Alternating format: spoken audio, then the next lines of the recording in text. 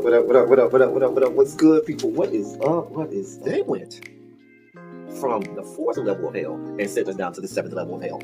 Why? Because then you got Kwanzaa pulling out her titties. The whore pulled out her titties. And these whore bags over here started feeling and fondling on her tits. What? I don't have it to do with you. Girl, you can go over there, rant and rave. Girl, you can shake all your rainbow right here all you want, dear one. I'm not doing this. I'm not doing this with you, dear one. I'm not doing this with you, dear one. I don't have nothing to do with you, and I'm done. Baby, you can scream my name from the rooftops from now till Jesus come back. I'm done after this. Introduced to Tick's meat. Do you see what I see? Did y'all really hello, casting, wardrobe, y'all let him roll up out of wardrobe with these pants on, giving us all of this, thinking we were not going to see it? We have been waiting with bated breath and anticipating all season long for the slightest glimpse, and y'all just put it out there this episode in all of its magnificent glory. Listen, that young man said, baby, you ate on this first date, you giving up the cooch on the first date, okay? Or you gonna run me my coins. Run me my cooch or run me my coins. Run me my cooch or run me my coins. Run me my cooch or run me my coins. That's our new theme song. That is the new song. Listen, somebody need to put a beat to that. Run me my cooch or run me my coins. Run me my cooch or run me my coins. This what y'all got going on. Called out Sandcastle. Sand, bitch. Oh my God, it was so funny, girl. Woo, baby, listen, let me tell you something. This shit started to turn into the precursor for some gay porn. That's what I thought it was. Because Big T is getting all, the voice starting to go deeper and get a little more wet and moist and sentimental and all this shit. And it was real gay at this point. Like, I thought the bitches was going to stop. I thought Lil Murder was going to turn Big T around and do him like he did Uncle Cliff and do the grease it up with City Lou and ran right in there. It's not a coincidence that Big T started off the conversation by trying to find out if Lil Murder was fucking Mercedes, which he found out he's not. It's also not a coincidence that he would start talking about prison. Why? Because the bitches was probably fucking in prison. Girl. Uncle Clifford, you better go get your man. Big T got plans for that. Well, he had it on look like something Big Bird vomited up or something like that. Like, I did not like it. That Big Bird couture he was going for, it did not work. Like, the pastor of a gay mega church on Easter Sunday. Okay, it was way too much sequins. He had on way too much makeup. Baby, his face looked like Yana Van Zam's neckline. Okay, just way too much makeup clumped in everywhere on his face. Get it together, sweetheart. Like, you're a big girl, so that gives you a whole lot of canvas. So that was a whole lot of makeup, honey. And Rico looked like he was auditioning to be one of the 3 kings, or he was auditioning to be the main character on Jesus Christ Superstar. Girl, Wayne, did you have on a blue thong or a blue G-string or something? If you did, I want to see it. Get me up in my DMs, I do want to see if you have a blue thong or a blue, jock strap, something like that. I'd love to see it. Anyway, but I liked it with the turtleneck. Now, Troy.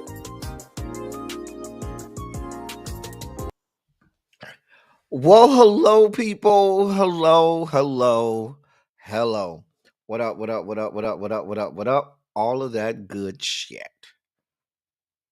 What's going on, y'all? I hope that your Tuesday is going well. I am doing the first of 2 shows today.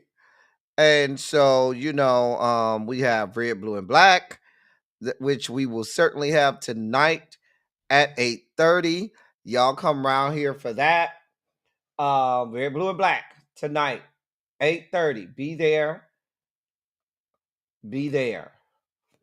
Hold on one second, y'all. Let me close out this goddamn work computer.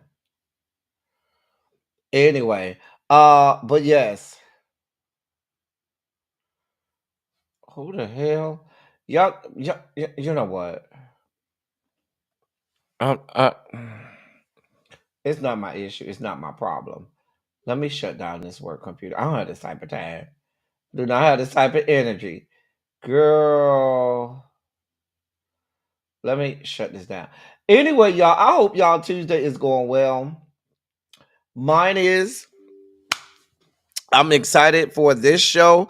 I'm excited for Red, Blue, and Black tonight. We got a good agenda for Red, Blue, and Black tonight. I'm really excited for what me and Cams is going to bring to you tonight. But we'll save tonight for tonight. Right now, we are in Run Your Mouth. And it's time for us to run our mouth. All right, let me see who's here. Tracy W is first in the building, not to be outdone. Shout out to Tracy. Because if I don't say shout out to Tracy, she might cut me. Hey, Tracy W. How you doing, sweetheart? Is your day going well? What you got on today? What you ate for lunch today? What you cooking for dinner? Girl, is you on your way home? What you playing on the radio? Oh, well, you probably not playing the radio. If you're on your way home, you listening to me. But still, what's going on, girl? Hey, Tracy W. That's how I have to do Tracy W, y'all. Hey, DPG. DPG, you all right today, sweetheart? How you doing? Tamara is here. Jay Parrish is here. Jay Parrish say, y'all not going to call me late today. I'm here on time today, okay? Let them know, Jay Parrish. Please let them know. Universal Goddess, how you doing, beautiful? You all right over there? Katrina is in the building. Katrina is here. Demetria is here. Hey, Demetria, girl. Hey, girl. Hey. Sweet Pea is here. Hey, Sweet Pea. How you doing today, sweetheart? You all right today? Hey, Ravine. How you doing today, Ravine? You know, some people, you got to get them extra attention. You all right over there, Ravine? Girl, you look so good in that red. Girl, what your day was like today? You know, some people, you got to get them that extra attention. You know what I'm saying? Muncha Boo, where you been at? I feel like I ain't seen you in a month of Sundays, and we be missing you around these parts. I know you be letting them people work you a little too hard over there, Monk Chip. You can't have them people over there working you that hard, Monk Chip. Girl. Hey, Monk Chip Boo. Hey, crazy homebody girl. How you doing today? Cha. You shutting down the work computer, starting that commute home. I know that's right. Montrez, what's good, bruh? What is up? Down to the VA. Tacos and tequila. You all right over there? You all right over there? Child, what is going on with my phone? Child. Chill. Let's see who else in here. Jeannie is here. Your job is going, child.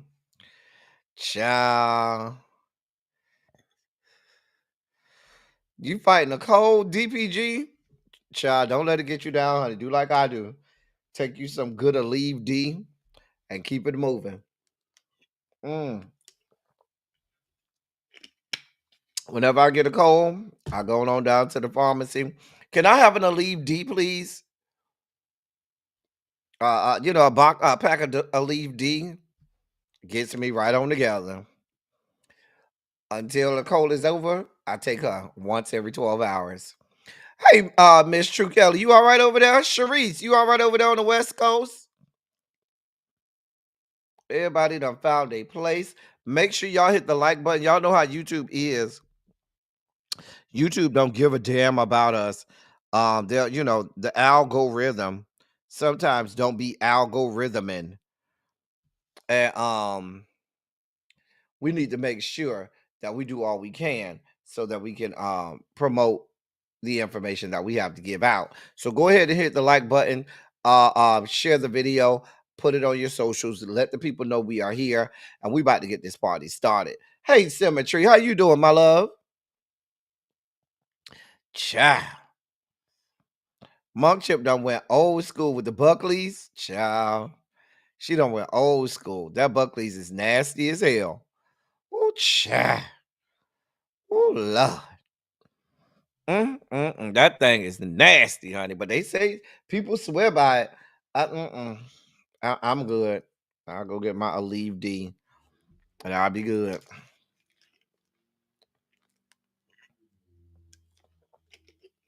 It's warm over here too, Sharice. Girl, we got 70 degrees.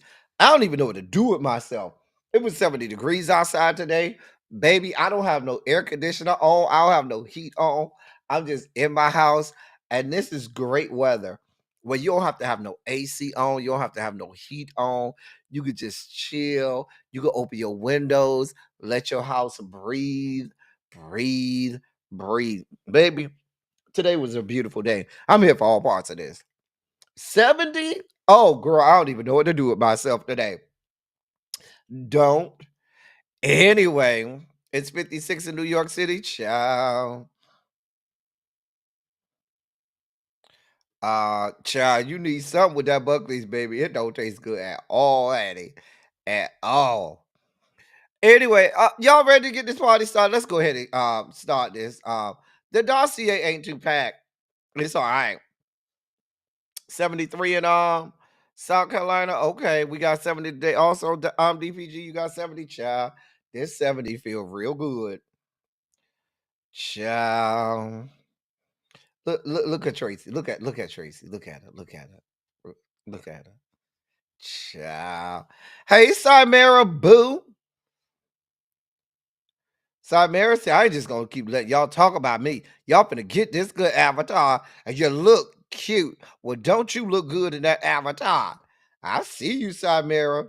Don't give them too much. Don't give them too much. They ain't ready. It's 64 in DC, child. I know that feel good. Mamiana say it's 79. Hey, Mamiana. She said it's 79 in her part of South Carolina. Miss True Kelly said, I'm glad you keep a schedule because I never get notification. You know, YouTube ain't shit. They don't give a shit about me. You know, I try to make sure I be here, the same time around by 5 o'clock. But YouTube ain't shit. Them hoes ain't shit. Mom Chip, you see Samira over there? Girl, she over there killing them with the avatar. Said, oh, bitch, you see this mug, bitch. Oh, you see it. I know you see it. I know you see it. I know you see it. You see it. Anyway, y'all, let's get this party started. Let's get going with our 2 Black History moments. Somebody go over to the members only chat and tell Ronald that we looking for him.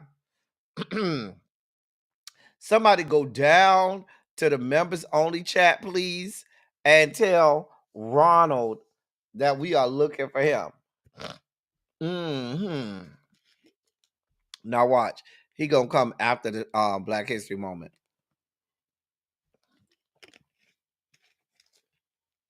Now, our first Black History moment. Hey, Angela. Oh, there go Ronald. Oh, he conveniently popped out the bushes. Look at him. Look at him. We was just asking, we was just sending people to the members only chat to come get you. Hey, Angela. Hey, beautiful. So today's first members, not members only chat, God. Today's first Black History moment was a recommendation from one of our wonderful pupils, Ronald, who wanted me to do a spotlight on this wonderful. I don't even have the goddamn dossier open, Lord. Help us, Father. Help us, Lord. Help us, Father. But anyway, back to what I was saying. So Ronald wanted me to do one of our Black History moments on Belle DaCosta Green. So our first Black History moment today, at the recommendation of Ronald, is on Belle DaCosta Green. Now, I was familiar with her, but many are not familiar with Belle DaCosta Green and who she is. Belle DaCosta Green was one of the most prominent librarians in American history. She ran the Morgan Library for 43 years, initially as the private librarian of J. Pierpont Morgan and then son Jack, and later as the inaugural director of the Pierpont Morgan Library, now the Morgan Library and Museum. Not only did Green build one of the most important collections of rare books and manuscripts in the United States, but she also transformed an exclusive private collection into a major public resource, originating the robust program of exhibitions, lectures, publications, and research services that continues today. The daughter of Genevieve Ida Fleet Greener and Richard T. Greener, Belle, Belle Green, named Belle Marion Greener at birth, grew up in a predominantly African American community in Washington, D.C. Her father was the first black graduate of Harvard College and a prominent, educator. I'm surprised I didn't do Rich. I thought I had done Richard Greener, and when I read this, I said, "Oh shoot, I didn't even do her dad." And her dad is also a person in Black history as well, Richard T. Greener. We may end up doing him. Her father was the first black graduate of Harvard College and a prominent educator, diplomat, and racial justice activist. Her mother came from a distinguished black family in Washington and worked as a musician and educator. After Belle's parents separated during her adolescence, Genevieve changed her surname and that of her children to Green. From the time Belle was a teenager, they passed as white in a segregated and deeply racist society. Belle Green was employed at the Princeton University Library when Junius Spencer Morgan, a nephew of J. Pierpont Morgan and an ardent bibliophile, recommended her to his uncle, whose new library building was nearing completion. In 1905, Green began working as an assistant to Junius and ultimately became J. Pierpont Morgan's private librarian with her own assistant, Ada Thurston, managing, documenting, and building Morgan's collection of rare books and manuscripts, organizing public exhibitions at outside venues, and establishing relationships with dealers and scholars. After Morgan's death in 1913, Green continued as private librarian to his son J.P. Morgan Jr.,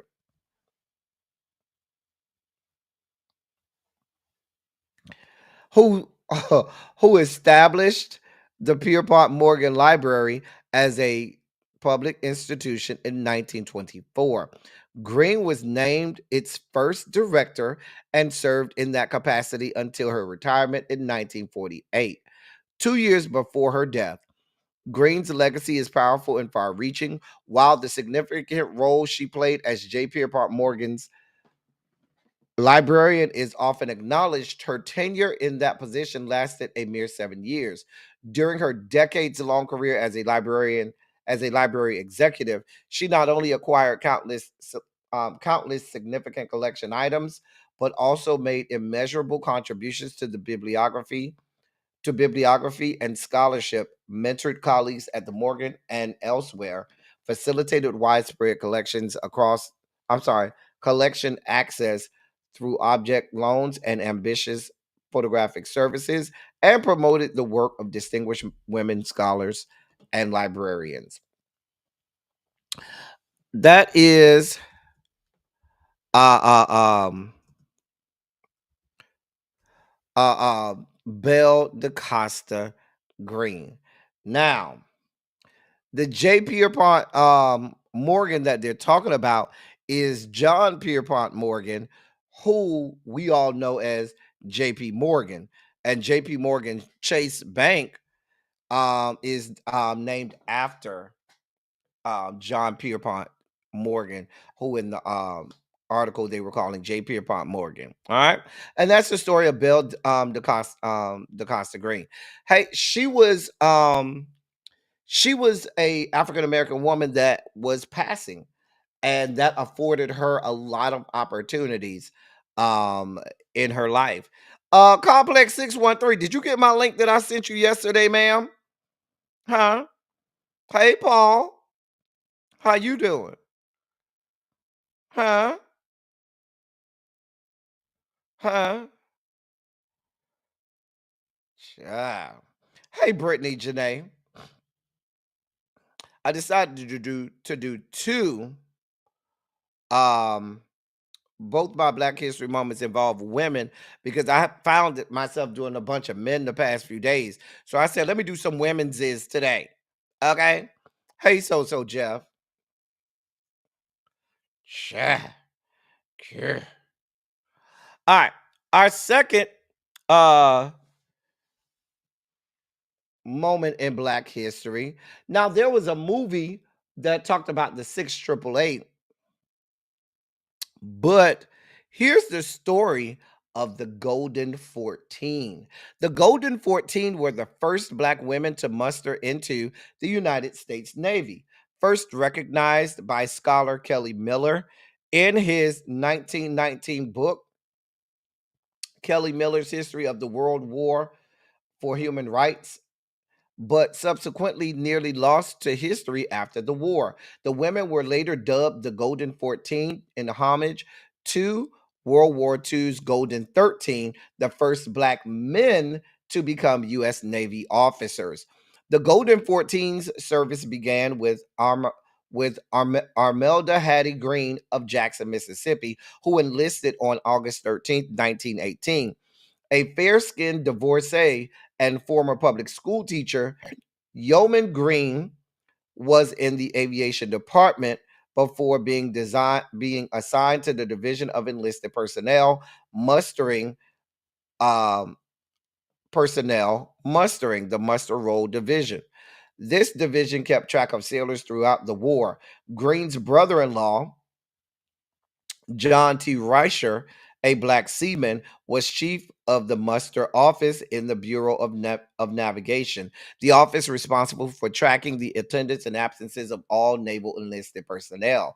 Because of his role, Reicher was instrumental in Green's transfer and the other Black women's enlistment. Despite Woodrow Wilson winning a second term on a platform that included keeping the U.S. out of the European War, his administration began preparing for the inevitable entry into the conflict. He promoted the passage of the Naval Act and the Naval Reserve Act in 1916. An unforeseen loophole in the Naval Reserve Act called, quote, all persons who may be capable of performing special useful services for coastal defense, end of quote, to join the Naval Reserve Forces. That loophole allowed the first white woman, Loretta P. Walsh, into the Naval Reserve on March 17, 1917, as a yeoman. Reicher also exploited this broad language and the military's pressing need for administrative support to hire 13 more African American women and 10 Black men to work in the muster office.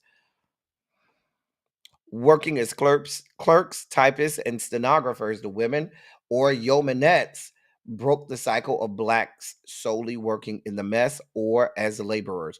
Wartime necessity allowed Reicher and the women to set a precedent of civil service for African Americans. Before this, Black women were often disqualified from military service due to contrived medical issues, such as flat feet. These 14 pioneering women, who came from all over the country, distinguished themselves as they served during World War I, braving Secretary of the Navy Josephus Daniels, an avowed white supremacist, housing discriminations, and systemic racism that included the rampant lynching of Black people in and out of uniform. The Golden 14 encompassed women from prominent families such as Sarah Davis Taylor, sister of John P. Taylor, founder of Our World, one of the first national Black magazines, and Ruth Welborn, the grandmother of Ronald H. Brown, the Secretary of Commerce under President Bill Clinton. The others were Pocahontas A. Jackson, Catherine E. Finch, Fannie A. Foote, Olga F. Jones, Sarah E. Howard, Marie E. Mitchell, Anna G. Smallwood, Maud C. Williams, Carol E. Washington, Josephine Washington, and Inez B. McIntosh. The Navy required all yeomanettes to be mustered out by the end of 1919. There's some dispute over the exact number of Black women who served, where Dr. Kelly Miller has the number at 14.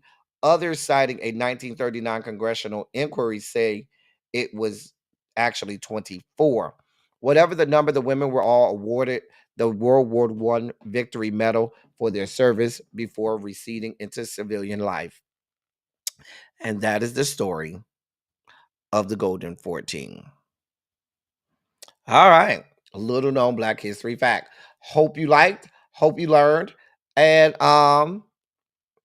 Hopefully these women will inspire you and inspire you to greatness. Hey, Brown Mama. Hey, Yana. Child, like we can't see them sliding in the back. Hey, Miss Shorty B. All right, ladies and gentlemen, non-binary gender conforming members of our audience, y'all know what time it is. It's time for us to break out the great Larry Myers. Hey, Larry, we ready to help us usher in our Sugar Spike segment.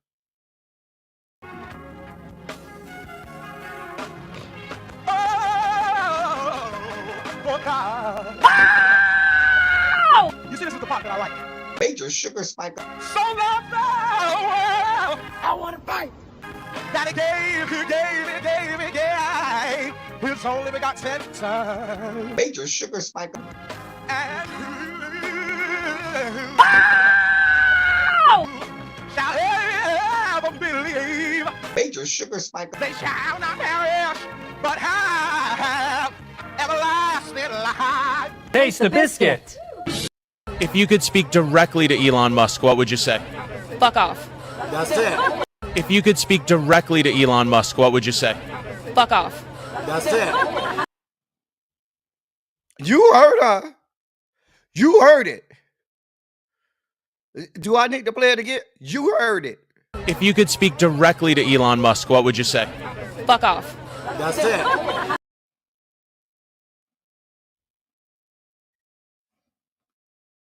We're not mixing words here.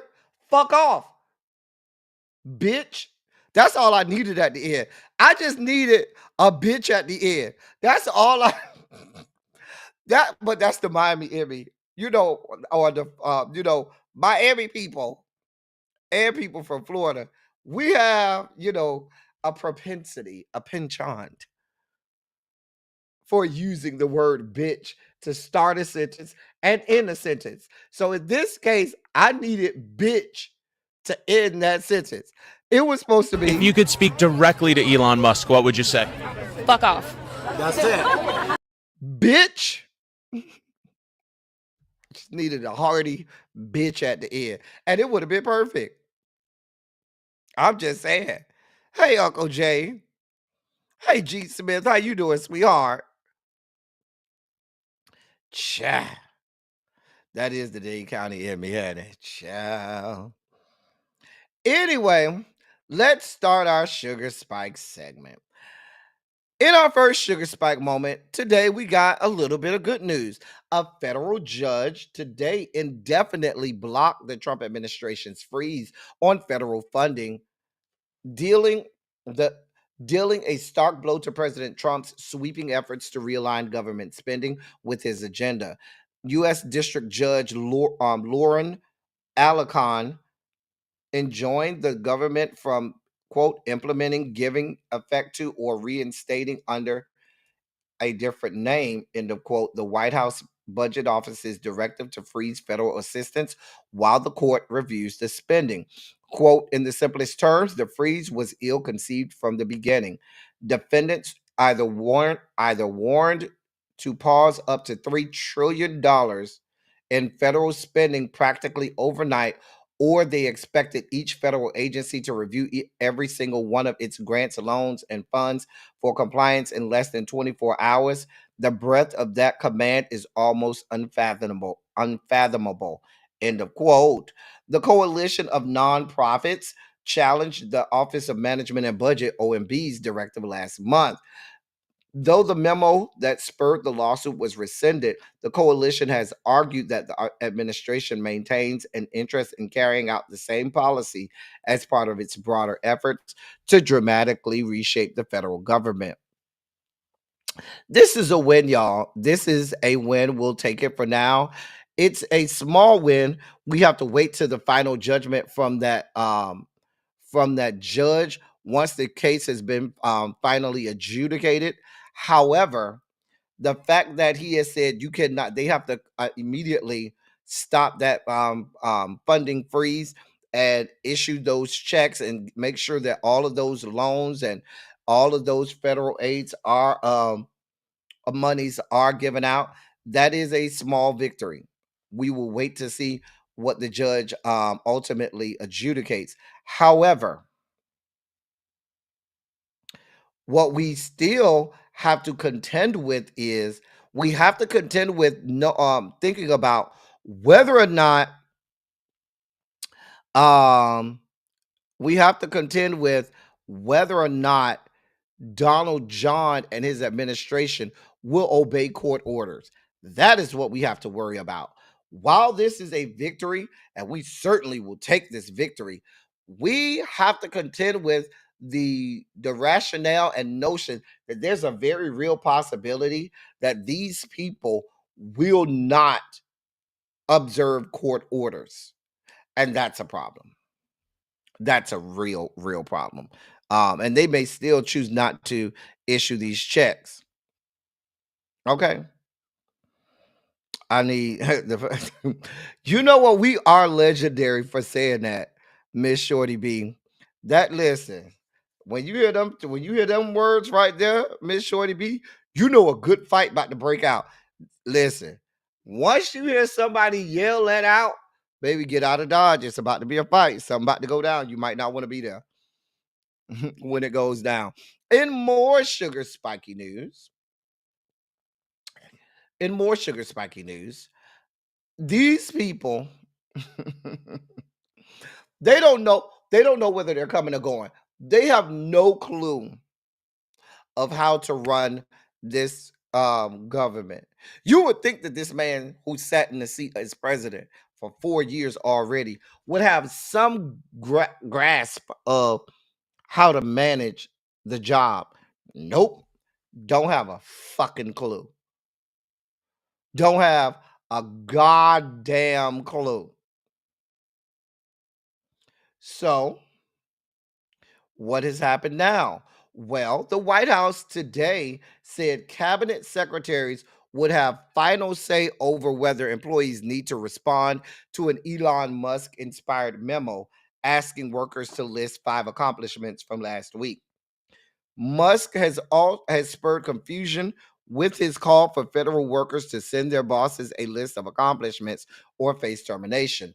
But Press Secretary Caroline Leavitt told reporters that President Trump was giving all agency heads final say on whether employees needed to reply at all. Quote, the president defers to his cabinet secretaries, who he's obviously entrusted to pursue the guidance relative to their specific workforce. And for some of the agencies that you've seen that have said, please don't send these emails, it's in their best interest for that specific agency. And the president supports that. End of quote. Caroline Leavitt, you are a troglodyte, first of all. Let me say this. She is a deplorable and detestable woman. Every time, and I'm only saying that, y'all, because when I pulled up this article, on the side, they got this video of this woman on the side. And every time I see her face, it reminds me of the days of Quasimodo being a press secretary. Y'all know Sarah Huckabee Sanders and her. I just wanted to take listen. Sarah Huckabee Sanders was a horrible woman. She was an awful press secretary. And Caroline Leavitt is falling right in line with Quasimodo. And so all of this, now we'll take guidance from let the secretaries of those respective agencies determine what their workforce should do. Which is it? Because just yesterday, Elon Musk was screaming from the rooftops that yesterday and Sunday that people should better respond to it, or he'll take that as their resignation. He doubled down. This morning, Donald John was touting and celebrating that they claim over 1 million federal employees responded to the email. That's what your boss, your leader, your God King said just this morning. So which is it? Now, you have feckless, weak-ass secretaries over there for all of these agencies, like Secretary Duffy that was on Fox News talking about, I don't see a problem with having my workforce put that in. As a matter of fact, I think when they start answering this, it'll make them want to come in earlier and leave later. No, the fuck it don't. What imaginary world are y'all living in?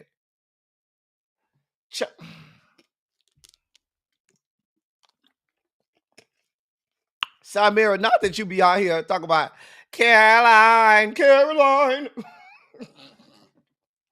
That was I do like that part of that song. Caroline. Your roses really smell like boo boo boo. Caroline.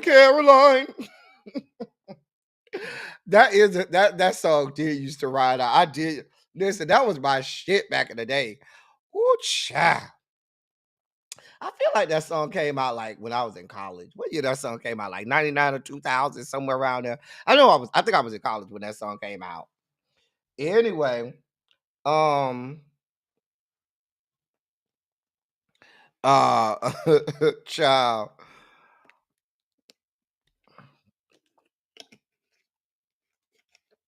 Child. Child. Anyway, y'all, these people don't know whether they're coming or going. They don't know what they're doing. And it's so scary if you are a federal employee because this shit is volatile. Like you don't know from one day to the next what you're supposed to do, what directive you're supposed to follow, what directive you're not supposed to follow. Nobody wants to work under that shit. This is the federal fucking government.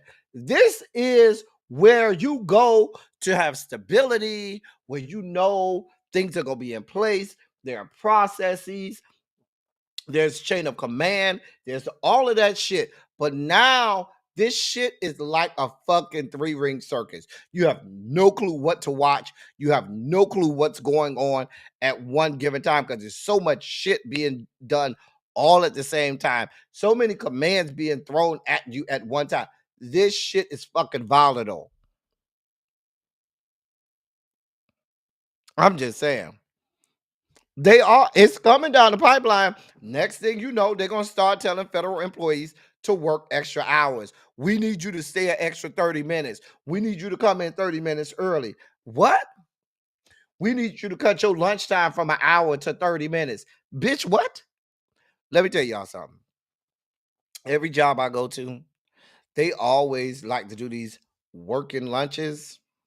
You know what I always tell them? Baby, I don't do working lunches. When my lunchtime comes, I'm getting the fuck away from you people and I'm going to go relax, relate, release, and not be the fuck bothered. I tell everybody who I know, do not let these people take your lunch. I had to teach my coworker that because they used to like to do these working lunches where, we'll buy you lunch and we can have a working lunch. Baby, I don't care about your bought lunch. Y'all people eat shit I don't eat anyway. I don't like that shit y'all be eating anyway. Let me buy my own lunch and have peace and serenity and not be the fuck bothered with the fuck you people, with you people. Me neither, friend. Baby, listen. It's lunchtime. I see y'all in an hour. If I got to sit in my car, I don't give a damn. I'm not going to be in here with you people. Leave me alone. Leave me alone. Moving on. Oh, God. I was just talking about this horror, wasn't I? Caroline. We're gonna talk about that tonight on that's on the docket tonight.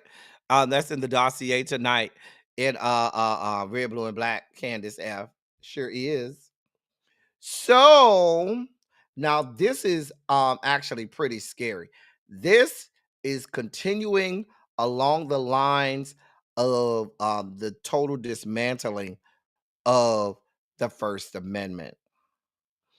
Let me read this to you. The White House said today that it would take over which outlets are allowed into the press pool covering the president, wresting such control from the White House Correspondents Association.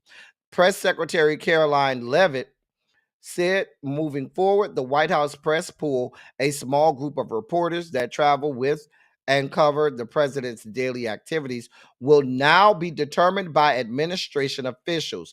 Traditionally, the press pool is coordinated by the Correspondents Association, which White House officials across multiple administrations have traditionally given deference to. Quote, it's beyond time the White House press pool reflects the media habits of the American people in 2025, end of quote. And that's what this bitch that you see over here, this whore you see over here, that's what this bitch said.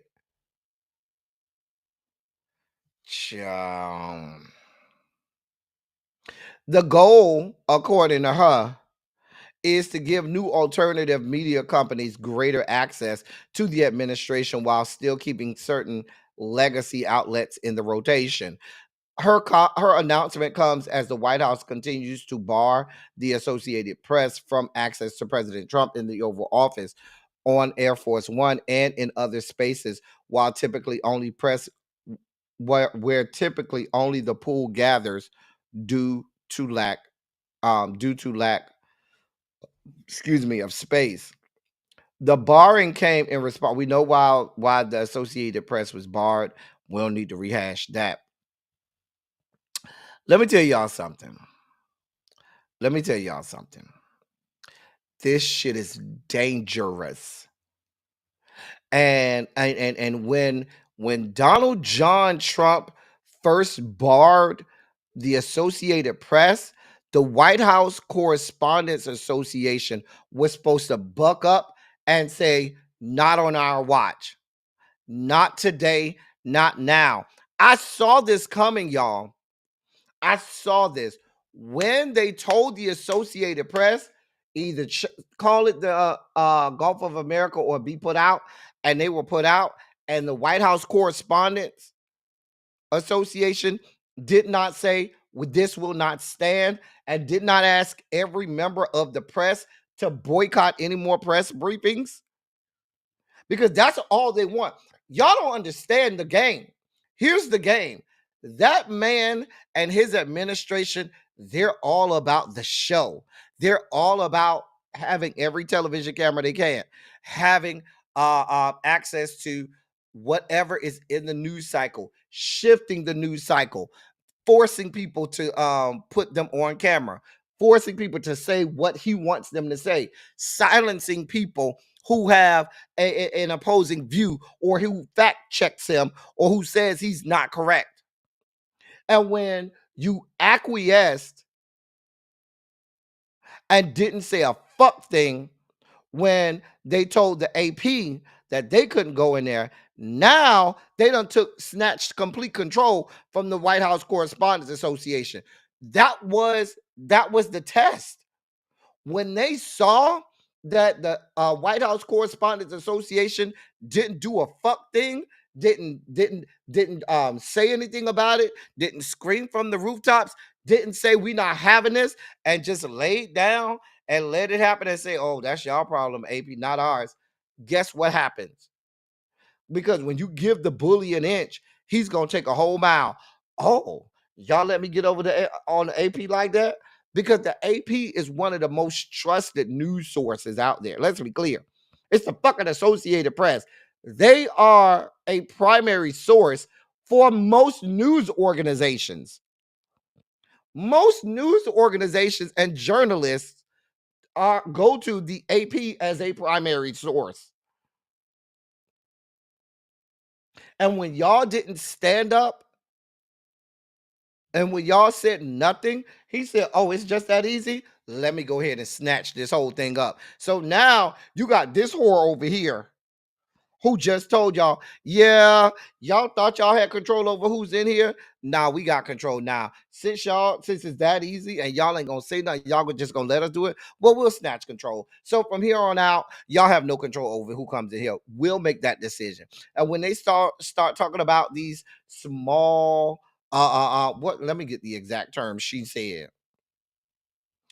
When they start talking about what did she say?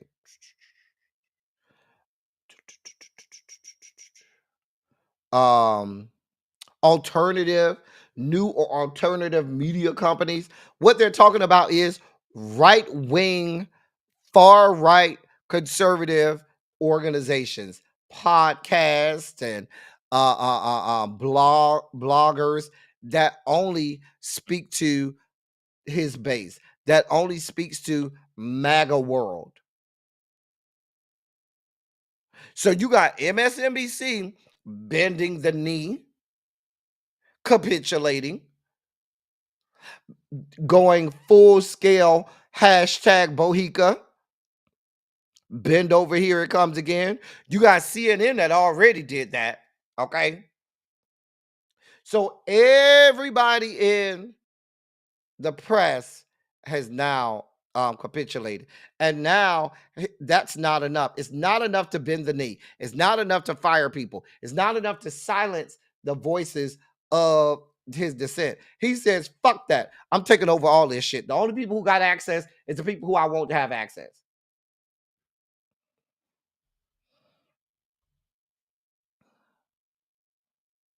I'm just saying.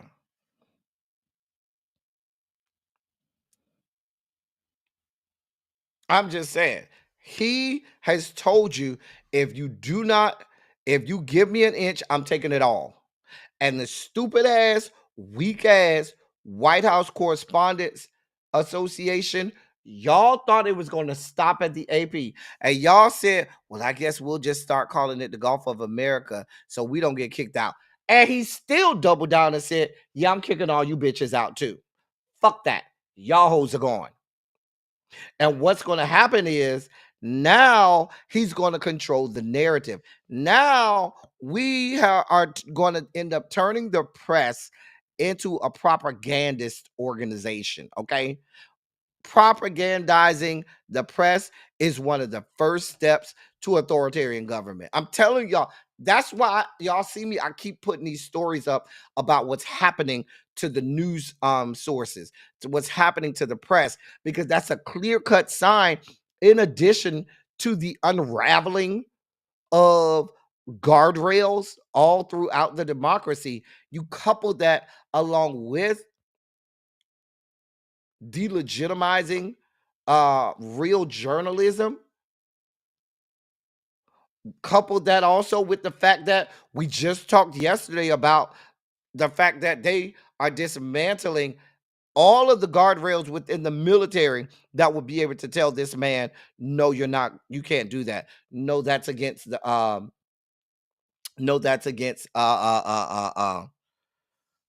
the Constitution. Tacos and tequila, that's next on the playbook. The arts.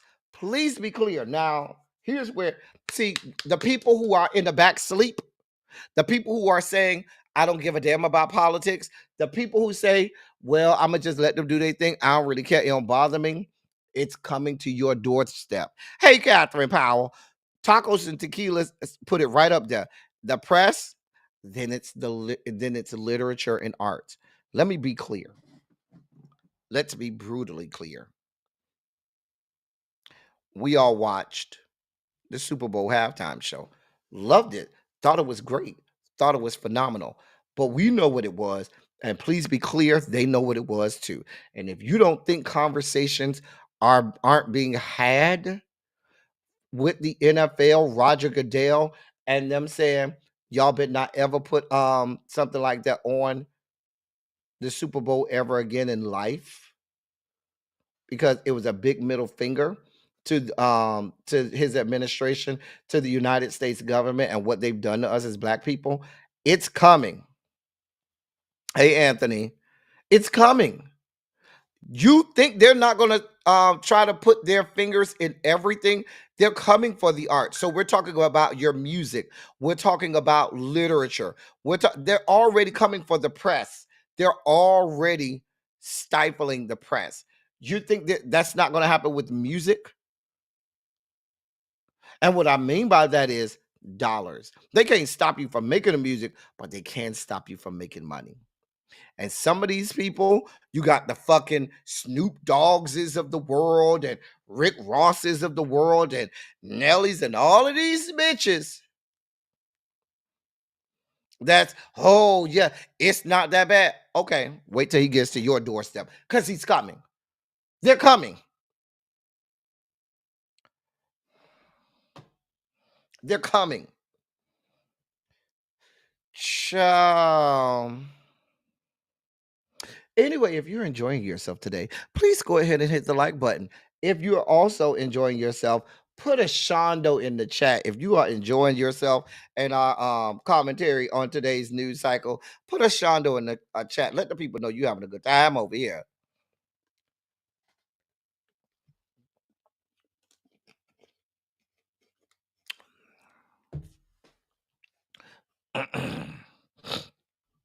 You're so right, Daisha. Well, we don't, we're battle tested over here. We're battle tested over here. We ain't gotta we about this life. We ain't new to this. We true to this. Anyway, so last night was the last installment of the readout with Reid. She went off air, and we ceremoniously turned our television screens off and said we're never going over to MSNBC again to send a message, because we have to let our voice be heard. Excuse me. Joy Reid's good friend Rachel said, I'm about that life. Rachel said, I got a platform.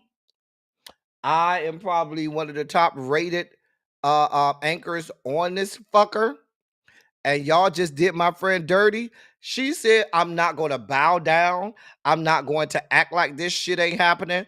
I'm going to speak truth to power, and I must use my white woman privilege and speak out about it. Now, I'm not going to play the whole 4-minute spiel she did on it, but I'm going to give you about a good minute. She did a whole 4-minute spiel on it. I'm going to give you about a good minute that gives you the highlights of it. In all of the jobs I have had, in all of the years I have been alive, there is no colleague for whom I have had more affection and more respect than Joy Reid. I love everything about her.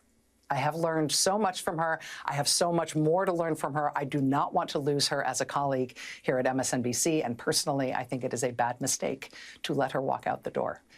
It is not my call, and I understand that, but that's what I think. I will tell you, it is also unnerving to see that on a network where we've got two non-white hosts in primetime, both of our non-white hosts in primetime are losing their shows, as is Katie Fang on the weekend. And that feels worse than bad, no matter who replaces them. That feels indefensible, and I do not defend it. The woman said the shit is indefensible, and I will not defend it. Say it with your whole fucking chest, Rachel. Rachel said, let me let you hoes know, I'm not here for this shit. That is my friend. That's my dog. And I tell you what Rachel is here. Rachel, and she's probably already having these conversations in production meetings as well, where she knows that they are coming for her too. Rachel, I foresee Rachel, before them coming to knock on her door, Rachel saying, I could really see Rachel getting through this first 100 days and chucking up the deuces, say, I'm good. We good over here. We done made our money. I'm going over here to live it up with my girl, with my wife. I don't have this type of time. Rachel, I feel like she's going to get through this first 100 days. Like she said, she went back to Monday through Friday for the first 100 days. But baby, after that, I could see Rachel saying, yeah, we good over here. I'm good. Nope. Can't even do it. Won't do it. Won't do it. Child.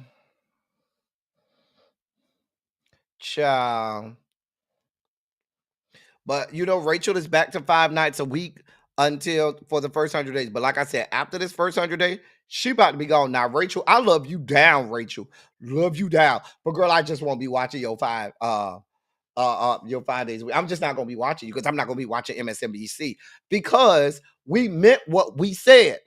Just like Target said what they said, and we said, oh, that's how y'all feel? Fuck y'all and fuck y'all lives. Feel the burn. MSNBC, that's how you feel? Okay, great. We won't be back. Don't come and try to appease us. Don't come and try to appease us and say, oh, we're going to give you Simone Sanders Townsend and Michael Steele. No, bitch. They already had a show. Not only did you fire him, you got rid of my boy, Jonathan Capehart. Jonathan Capehart is a black gay man. And I'm equally as upset about you getting rid of Jonathan Capehart because we don't have that many black gay men in broadcast journalism. It's just not. Y'all getting rid of all of it. Y'all got rid of Donna Iman Dupree Lemon. Donna Iman Davenport Dupree Lemon. Y'all got rid of her on CNN. Who else do we have? We had Jonathan Capehart and Donna Iman Davenport Dupree Lemon. Who else we got?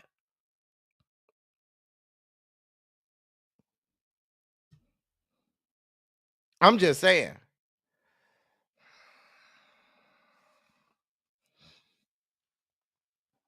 Yeah, they got rid of Ayman Moyadeen, but Ayman should have saw that coming when they did what they did to Mehdi Hassan. I'm surprised they giving Ali Velshi an extra hour, so now he's gonna be on for 3 hours. Yeah, they got rid of Jonathan Capehart. Sure did. Mm-hmm.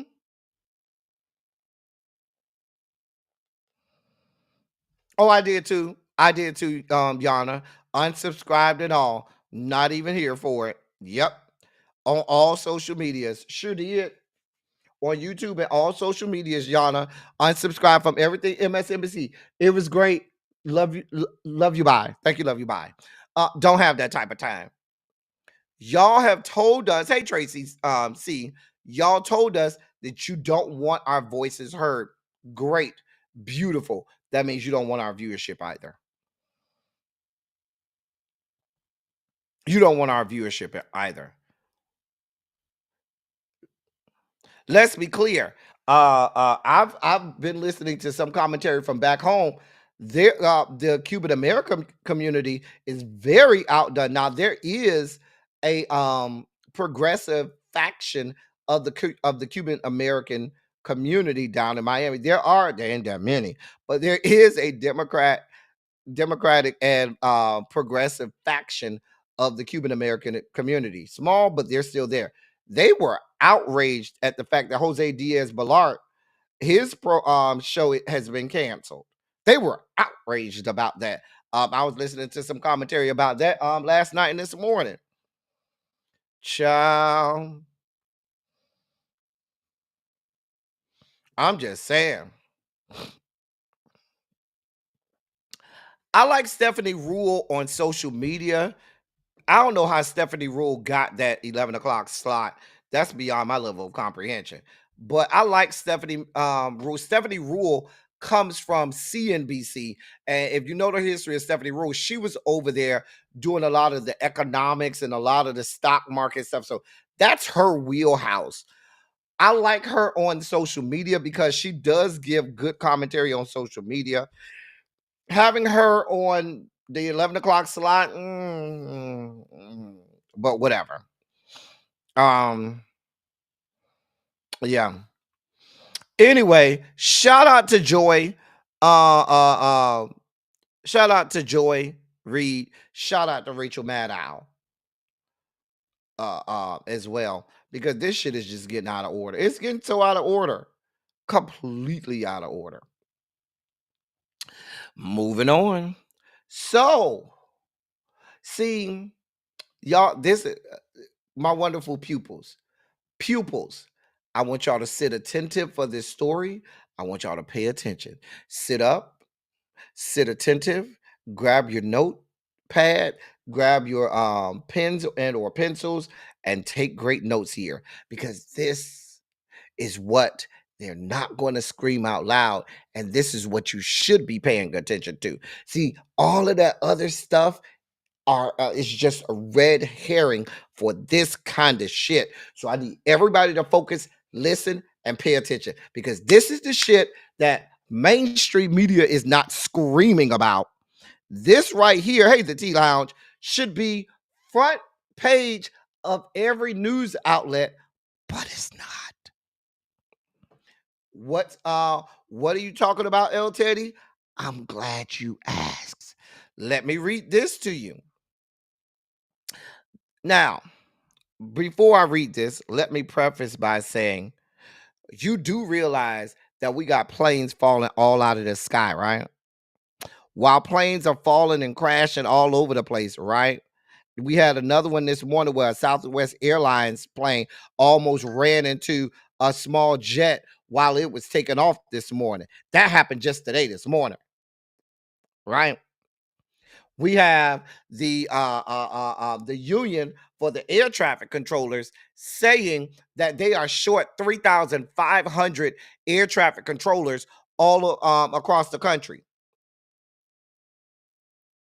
We have them saying they're not hiring anybody else to the FAA ain't hiring anybody else. Rather, they're laying people off. And that leads you to this. That's your lead up to this. The Federal Aviation Administration has agreed to use SpaceX's Starlink internet system to upgrade the information technology networks it uses to manage U.S. airspace, raising new concerns about conflicts of interest for CEO Elon Musk in one of his other roles, that of recommending federal cuts at federal agencies, including the FAA. The size of this contract was not immediately reported, although some have now reported it to be over $2 billion. SpaceX is a privately held space technology company greatly dependent on federal contracts, primarily from NASA. Its Starlink satellite internet provides service for government and private customers around the world. The contract comes while Musk is leading efforts to make deep cuts in federal government spending, including staffing cuts at the FAA. And some critics are raising questions about conflicts of interest over his role overseeing government agencies that are supposed to be regulating his businesses. Musk, a key supporter of Donald John during the last election, is heading the Department of Government Efficiency, making moves to cut federal staff in the name of eliminating waste and fraud. The FAA, in a post on Musk's social media platform X, disclosed Monday night that it is testing one Starlink terminal at its Atlantic City, New Jersey facility, and two in what is called, quote, non-safety critical sites, end of quote, in Alaska. Alaska has long had issues with reliable weather information for the aviation community, end of quote. And that's what the FAA said in their post. They went on to say the 2024 FAA reauthorization required the FAA to fix telecommunication connections to fix those needs, end of quote. The FAA's use of Starlink was first reported by Bloomberg. The report said it would eventually include 4,000 Starlink terminals and be deployed over the next 12 to 18 months. There is no dispute that the FAA's various computer and communication systems are badly in need of an upgrade. A December report by the Department Accountability Office was entitled, quote, urgent FAA actions are needed to modernize aging systems, end of quote. Soon after the fatal crash of a military helicopter and a regional jet on final approach to Ronald Reagan Washington National Airport, Transportation Secretary Sean Duffy announced that he had discussions with Elon Musk and that he was going to help the FAA, quote, remake our airspace and do it quickly, end of quote. The FAA already has a contract with Verizon to upgrade its information technology networks. In a post Monday as well, Elon Musk said, quote, the Verizon system is not working, and so is putting the air traffic. I'm sorry, let me read that again. Quote, the Verizon system is not working, and so is putting air travelers at serious risk. End of quote. Musk has numerous business interests that are overseen by federal agencies. Beyond the FAA and NASA, he is also regulated by the National Highway Traffic Safety Administration, the Securities and Exchange Commission, the Occupation Safety and Health Administration, the National Labor Relations Board, and the Consumer Financial Protection Bureau. He has often clashed with several of those agencies over the years, but his businesses, including SpaceX, Tesla, and others, also have benefited from numerous government programs and regulations over the years, which has made him the richest man on the planet. Without early support from Tesla from low interest loans, hear this, without early support for Tesla from low interest loans, tax credits for buyers of its electric vehicles, and the sale of regulatory credits to other legacy automakers trying to comply with federal emission rules, Tesla, the major source of his wealth, might not exist today.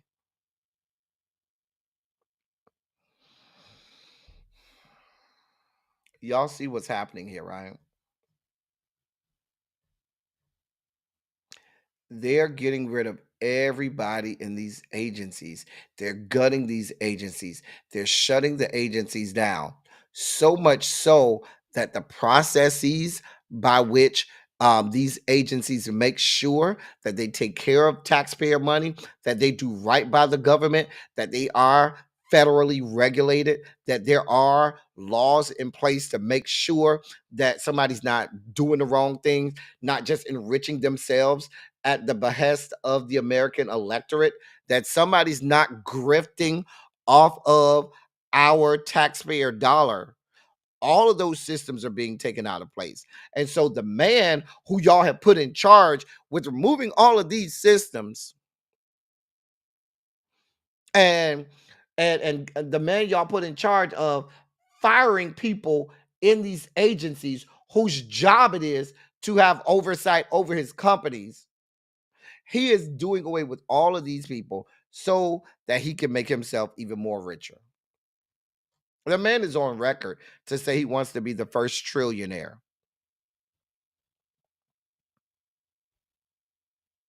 So we got planes falling out of the sky. We have them. Remember, they fired FAA workers that were probationary, thousands of them. Remember that? We have a infrastructure for the FAA that was already dilapidated at best. And instead of trying to fortify systems, instead of saying, let's get into these agencies and see what they need to be better, stronger, and more efficient, you're just firing people wholesale. All the while, all you're trying to do is secure the next government contract and make yourself richer. Damn the fact that, mind you, remember SpaceX is the same SpaceX where multiple times his rockets have fallen out of the sky and have exploded, right? Remember that? I just read to you Tesla, if not for huge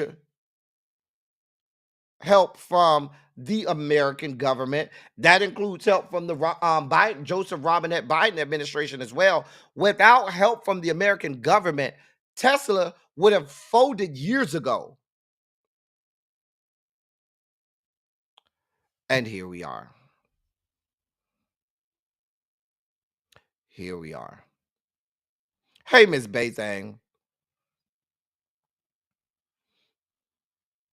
Here the hell we are. But they're not going to tell y'all that.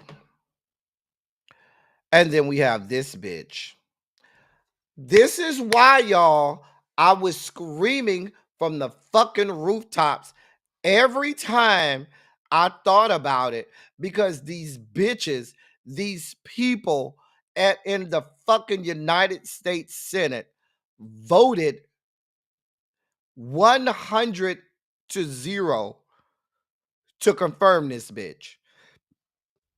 I told y'all. I sat over here and screamed from the rooftops that nope, they shouldn't have done it. Nope, it was the wrong answer. No, the Democrats do not need to be acquiescing to the demands of these fucktards. I've been saying that. I've been screaming that. I've said we need to look at the fact that every single Democrat in the United States Senate voted to confirm this bitch. I knew he was a problem. He's the senator from my great state of Florida. He ain't shit. He ain't never been shit. He never will be shit. Fuck him and fuck his life. And now we're here. The same Democrats who will tout the fact that they're here for the American citizens and they're here doing the work of the people and they're here for marginalized groups and minorities within the country. These are the same people who voted 100-0 to confirm this, man. Well, how you like these apples? Marco Rubio and the U.S. State Department has ordered officials worldwide to deny visas to transgender athletes attempting to come to the U.S. for sports competitions and to issue permanent visa bans against those who are deemed to misrepresent their birth sex on visa applications.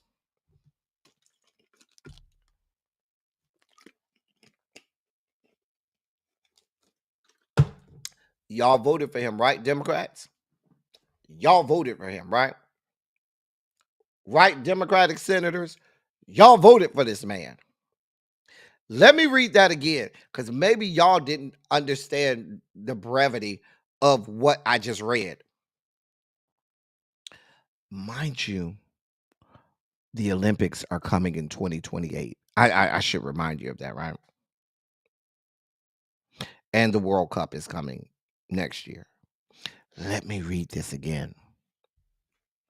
The U.S. State Department has ordered officials worldwide to deny visas to transgender athletes attempting to come to the U.S. for sports competitions and to issue permanent visa bans.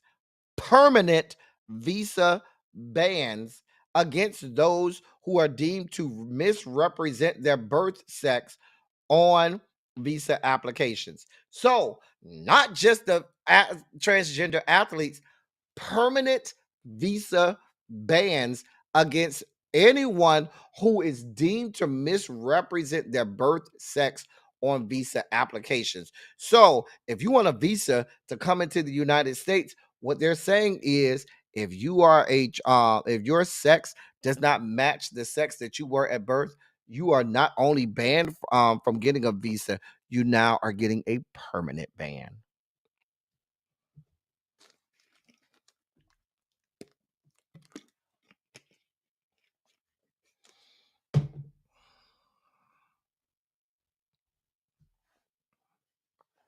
This is who y'all voted for, Democrats.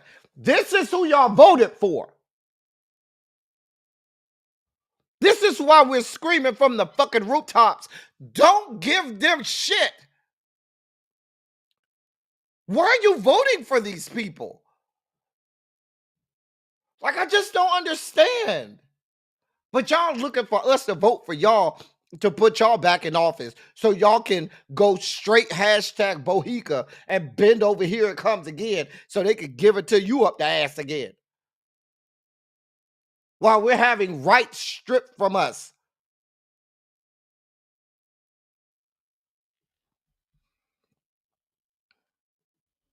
I'm not going to even go into all of the rigmarole. Shout out to The Guardian who got the exclusive on this. They got exclusive. Someone in the State Department sent them the wire that came across all State Department workers across the globe, where they were instructed. Visa officers for the State Department were instructed to apply Immigration and Nationality Act Section 212 A6CI, the permanent fraud bar against trans applicants. Unlike regular visa denials, this section triggers lifetime exclusion from the United States with limited waiver possibilities. Let me say that again. They're putting them under this under the Immigration and Nationality Act, the section of it that is called the permanent fraud bar. And that permanent fraud bar, and this is for all trans applicants for visas, not just the athletes, but any applicant for a visa whose birth certificate, whose sex at birth does not match the sex on their visa application, they get a permanent ban. This trigger, the section that they're referencing triggers a lifetime exclusion from the United States with limited waiver possibilities. Basically, they're treating them like they're damn near terrorists or war criminals. This is what's happening. This is the fucking United States. This is the man y'all voted for. I don't want to hear no fuck shit from none of the Democratic senators who tell me some bullshit about, oh, he was our colleague. Oh, did we work bipartisan with him. Oh, I'm so surprised. He's not the man that we thought he was when he was. Fuck that shit. You knew what he was going to do when he got in there.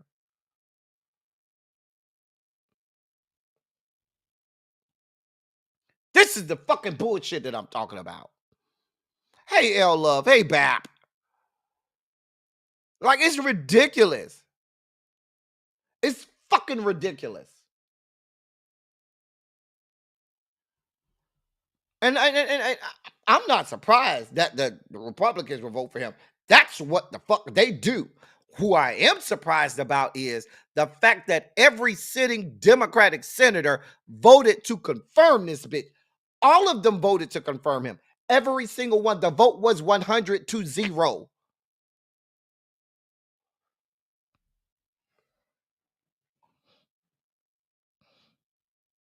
Exactly. That's what they're saying. That's what they're saying, Ronald.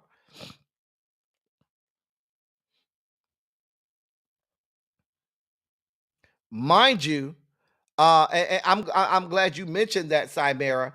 Mind you, they were accusing Iman Khalif of being trans, and the woman was not trans at all. But they said that she was trans. Mind you, we have an Olympics that's coming to this country in 2028. Donald John, unless the good Lord does us a favor and takes him out of here, will still be president at that time.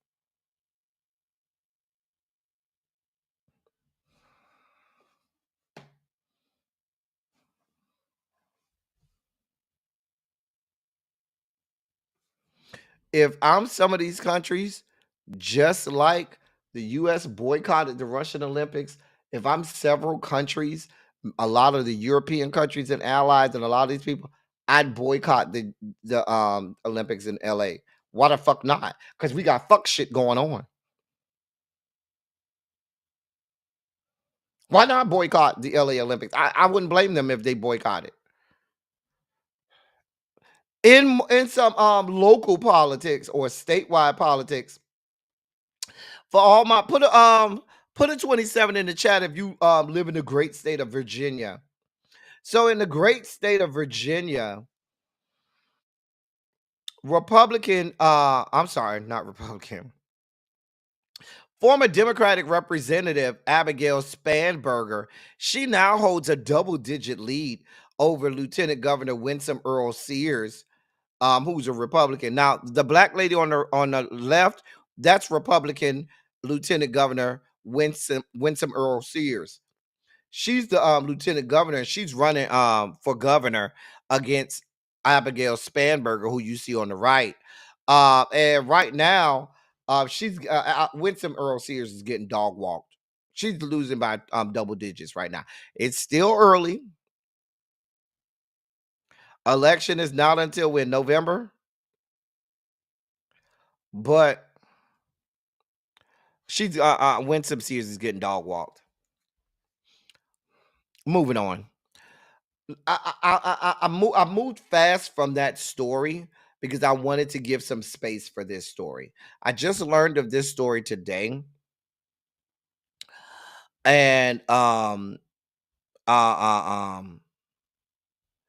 just learned of this story today. Wanted to give some space for it. This is a tragic story, and I wanted to bring it. This goes back to the fact that police in this country don't give a damn about our black asses, okay? Don't give a damn. Now, I don't have this young man's name because they have not released his name yet, but if I did have his name, I would have to speak his name. So what we have going on here, and I'm going to read the article, but in San Diego, a San Diego police has shot and killed a black teenager who was running away from a shooting, running for his own safety, trying to get to safety. He's running to get to safety and ends up getting shot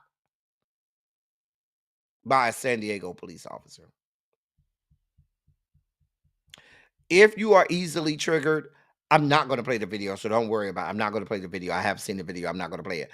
But if you are easily triggered, come back, see us at about 6:30. We should be done by then on another story.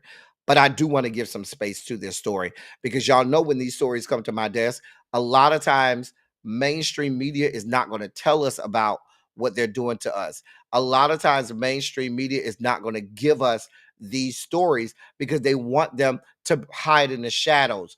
They don't want to talk about how we're still being murdered all over this country with reckless abandon. There's a genocide on black people going on that they just don't want to talk about. So when I do get the opportunities here, I'm going to do that here.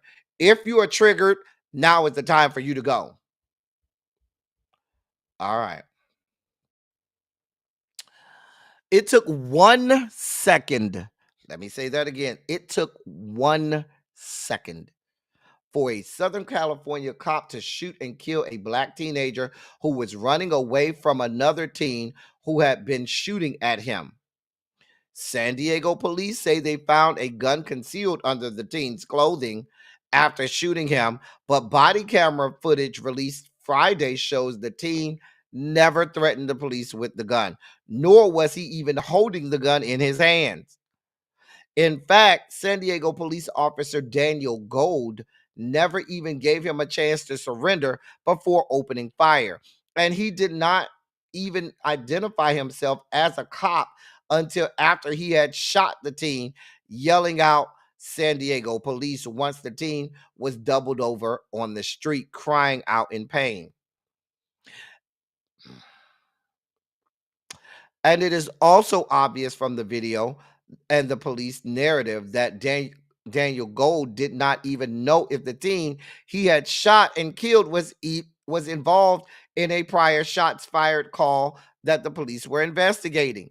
San Diego police have not released the teen's name, but said they have arrested another 16-year-old boy who had been shooting at the teen at a train station, which is what prompted him to run for his safety, only for him to be killed by the police. San Diego Police Chief Scott Wall said in a statement, quote, "While it's never easy to watch this kind of footage, our department remains committed to transparency and ensuring a fair, thorough, independent investigation." End of quote. Police say they were responding to an unrelated 911 call of an assault and battery when one cop standing on the west side of the train station reported on his radio that he had heard gunshots. Officer Gold was on the east side of the station walking south on the sidewalk when he heard the call for shots fired, prompting him to turn back and start running north on the sidewalk. Meanwhile, the teen was running through a corridor from the west side of the station to the east side of the station when he emerged onto the sidewalk directly in front of Officer Gold, who already had his gun drawn. "Whoa," yelled out Gold while opening fire before yelling San Diego police. Officer Gold then appears to turn off his body camera. Now, let me pause there. I saw the video. In the video, you see the officer, he's walking, you see his gun out, he's running down the sidewalk. There's like an alleyway. The teenage boy comes running out of the alleyway. And as soon as you see the teen boy, the officer shoots. Soon as he sees the boy, it's like soon as the boy comes out, whoa, boom. Like there was not a chance. The boy was running. There was nothing in his hand. He didn't have anything. The officer just shoots. Doesn't try to figure nothing out. He just shoots. Didn't ask him, don't know anything. Now, it's of no consequence that later on y'all say, oh, well, he had a gun on him inside his belt. What the fuck does that have to do with the fact that this boy is dead and was not, he was no threat to anybody, literally running away from getting shot. Now, come to find out, the teenage young man was running in the opposite direction that the call said that the shots were coming from.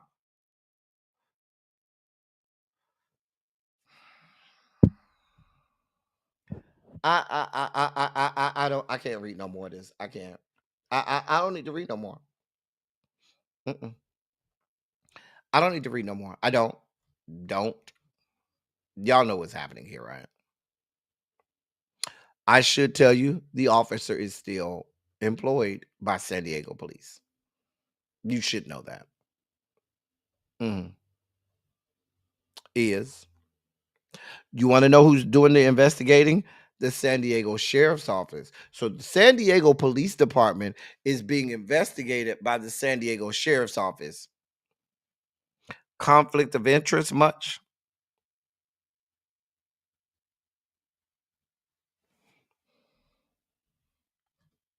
Officer Gold still has his job with the San Diego Police Department.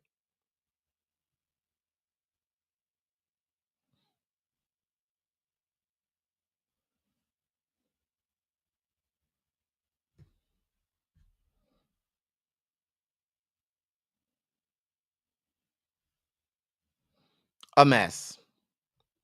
Now, this happened on January 28th of this year. I just learned of this story today. I'm not sure. I know Sharice is over there in Southern California. I'm not sure if Sharice, if you still in the chat, I'm not sure if this was reported on in the local Southern California area, but I know I had not heard of this story at all, and certainly wanted to bring this to light. Now, I have some people who say, listen, El Teddy, some people want to bear witness to it. If you want more information on it, here is one. There's a link, and here's another link about the story. Both of these links do have the video. I should caution, both of these links have the video in there. So if now you have to click the video for it to play. But yeah, you haven't heard about it, Sharice? Yeah, this is San Diego police. Black boy dead. He was 16 years old. 16. Like I said, I wanted to give some space to that because, like I said, they don't report when they murder us. They don't like to report on the police murdering us. When I do get his name and information, I certainly will bring it here and we will speak his name. But like I said, they haven't released his name or information because he's a minor and it hasn't been released yet. Hey, V. Carter. In more sugar spiky news, that man that you see there is James Jim Joseph Rodden, who is the assistant chief counsel for ICE in the Dallas area. Why is he on our screen? Glad you asked. It has been learned that he is the individual behind an anonymous X account rife with white supremacists and anti-immigration posts. And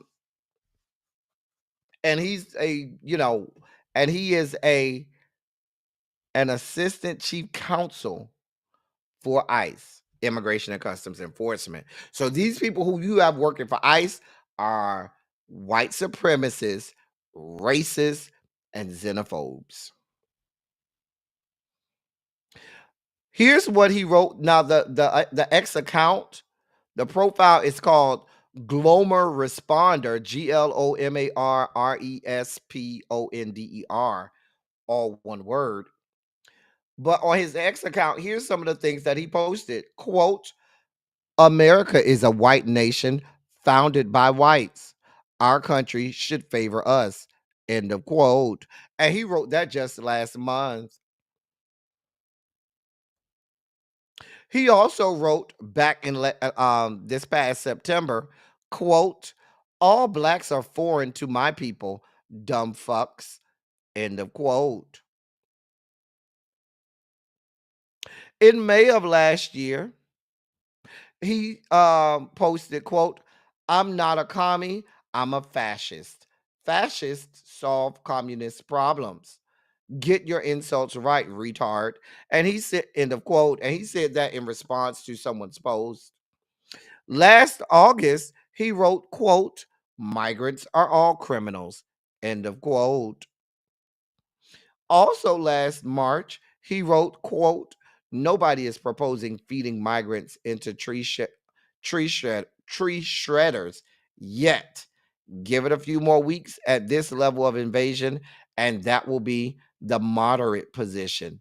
End of quote. Oh, just last month, he said, quote, my World War II vet grandfather didn't get a chance to kill Asians, so he volunteered for Korea. He'd be asking for a short-term job with ICE kicking doors and swinging a baton. End of quote.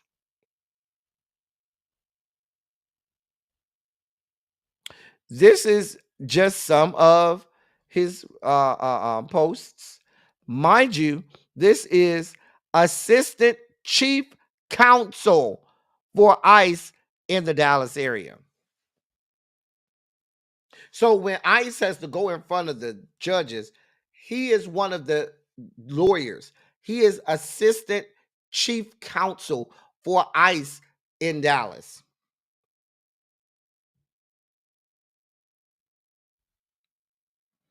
But there's no problem here, right? Nothing to see here, right?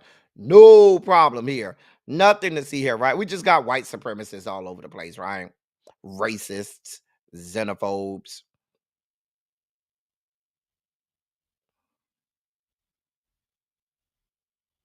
I'm just saying. Mess. In more sugar spiky news, because Rainbow Coalition compound, oh no, you will not be left out.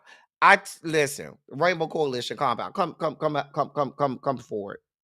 Come to the whiteboard Rainbow Coalition compound. Y'all over here with y'all heads in the sands. Y'all over here don't care about nothing but going to the club and getting on jacked and sniffies and grinder. Y'all say y'all don't give a damn about politics. I told y'all this shit would happen. I told y'all by the time we got to the midterms, there would be no more Obergefell, meaning marriage equality would be gone. Well, here the fuck we are. This is happening. A Michigan state representative has announced his plans to introduce a resolution asking the U.S. Supreme Court to overturn marriage equality.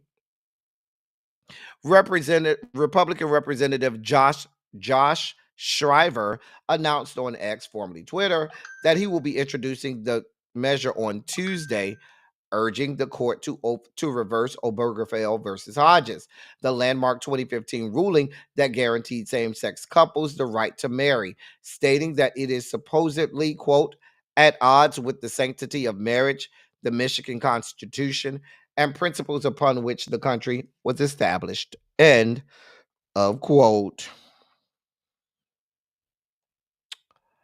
Shriver's resolution. Why is my phone going off like this?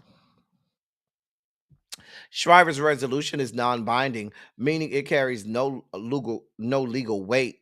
It has 12 co-sponsors in the Republican-controlled House of Representatives, but it would not be able to pass the democratically controlled Senate or be signed by Democratic Governor Gretchen Whitmer. Other states have introduced similar resolutions, but the Supreme Court has yet to agree to hear such a case again. However, the conservative Supreme Court majority created by Donald John overturned the national right to abortion in 2022. Justice Clarence Thomas wrote in his concurring opinion at the time that the court should revisit and overrule decisions that prevent state restrictions on contraception, marriage equality, sodomy, and other private consensual sex acts, calling the ruling, quote, demonstrably erroneous. Let me stop right there. Now, some of you are going to say we don't have to worry about it too much now because, this won't make it out of the Michigan Senate and it won't make it out of that circuit. However, it may not even make it to that circuit. This has been done a few times in the last couple months, certainly since the elections. What this means is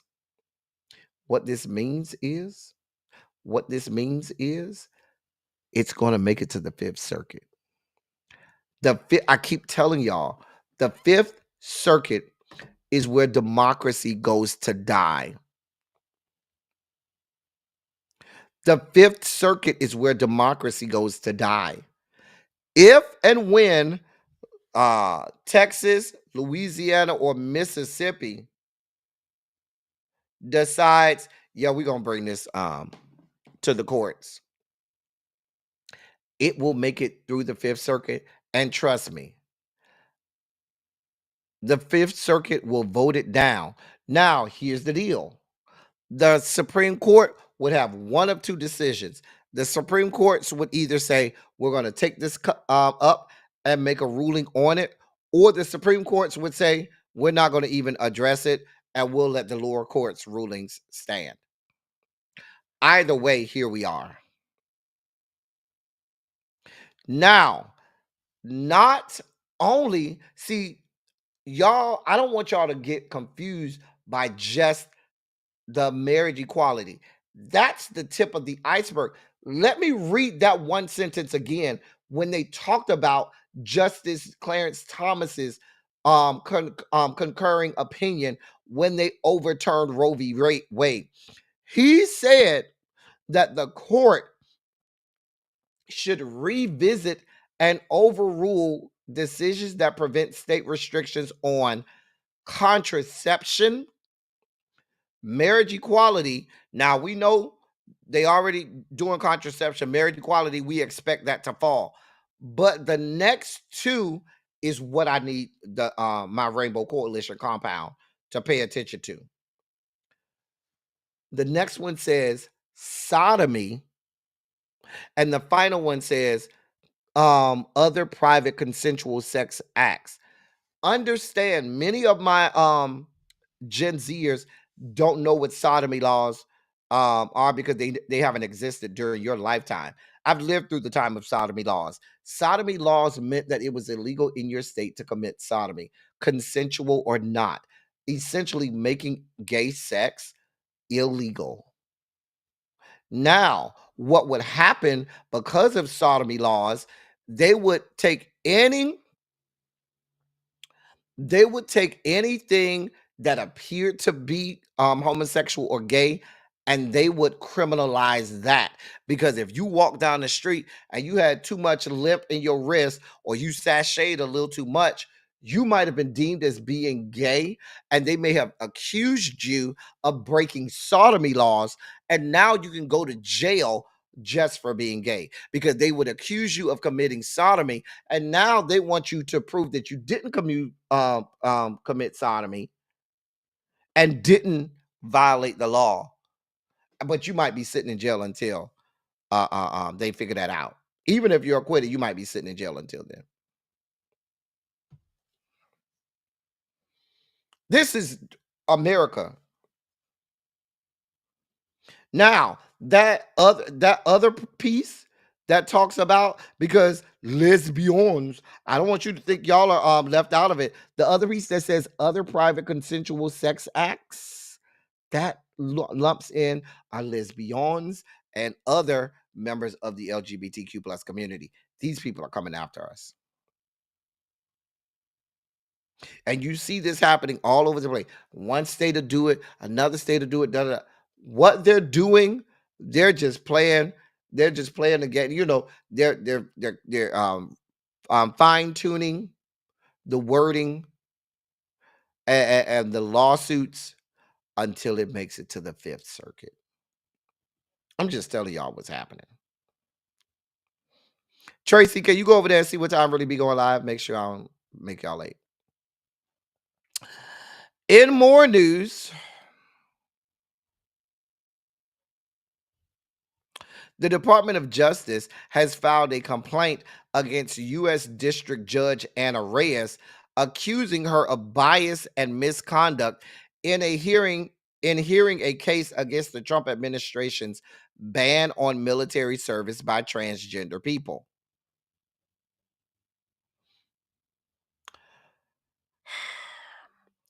Judge Reyes, a lesbian and an immigrant from Uruguay, is hearing a case known as Talbot versus Trump, filed by 6 active duty trans service members and 2 people who want to enlist. They are represented by GLBTQ legal advocates and defenders, or GLAD Law, and the National Center for Lesbian Rights. The suit was filed January 28th in U.S. District Court for the District of Columbia to challenge Donald Trump's anti-trans executive order, now being implemented by Defense Secretary Pete Hegseth. A second lawsuit has been filed against the military policy as well. The complaint from Chad Mizell, Attorney General Pam Bondi's chief of staff, claims Judge Reyes asked inappropriate questions about DOJ lawyer Jason Lynch's religious belief and sought to embarrass him during a hearing on Talbot versus Trump last week. Quote, the transcript reveals multiple instances where Judge Reyes' misconduct compromised the dignity of the proceedings and demonstrated potential bias, raising serious concerns about her ability to preside impartially in this matter. End of quote.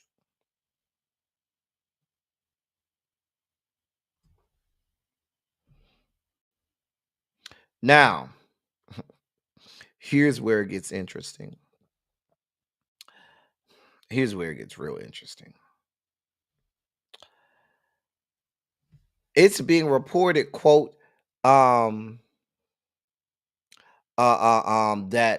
this is only once this complaint only came up once they learned that Judge Reyes was a lesbian. They had no complaints when this originally happened. No insisted on filing the complaint. Once they learned she was a lesbian, then the Justice Department filed a complaint. Now, Chad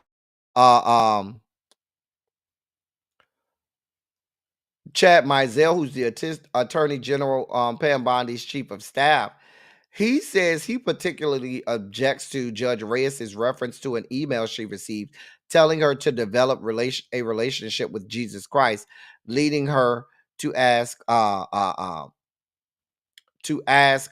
of the lawyers for the for DOJ. Quote, what do you think Jesus would say to telling a group of people that they are so worthless that we're not going to allow them into homeless shelters? Do you think Jesus would be sounds right to me, or do you think Jesus would say WTF? Of course, let them in. End of quote. So, and it goes on and on. I don't need to go into the gory details, y'all, but y'all see what this is about. Okay, thank you, Tracy. Thank you. Y'all see what this is about.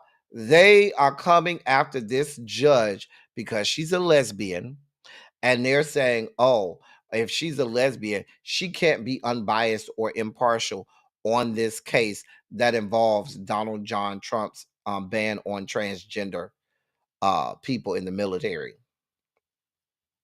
which couldn't be farther from the truth.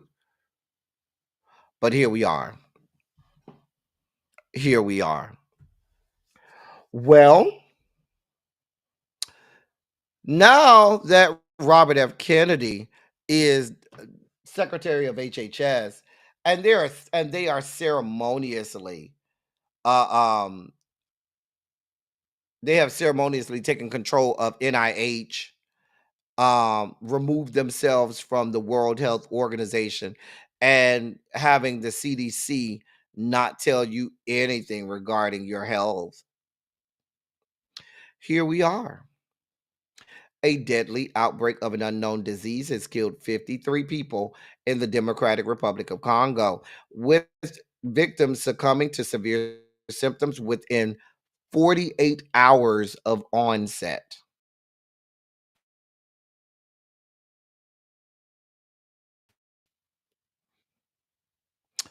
A deadly outbreak of an unknown disease has killed 53 people in the Democratic Republic of Congo, with victims succumbing to severe symptoms within 48 hours of onset.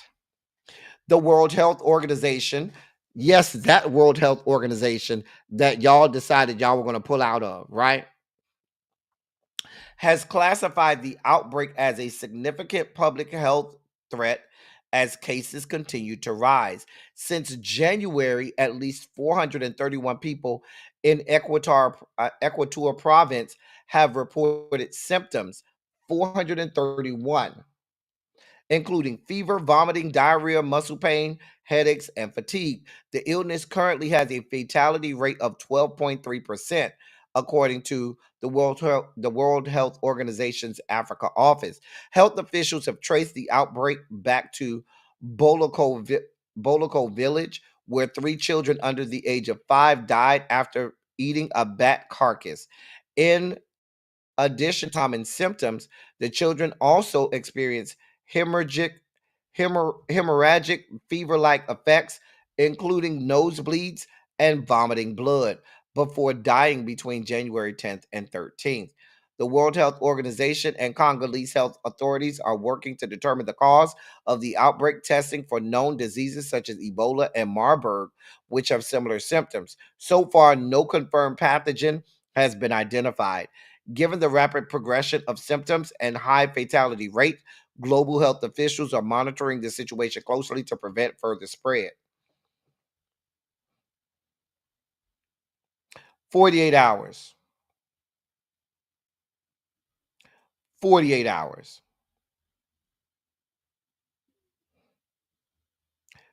48 hours.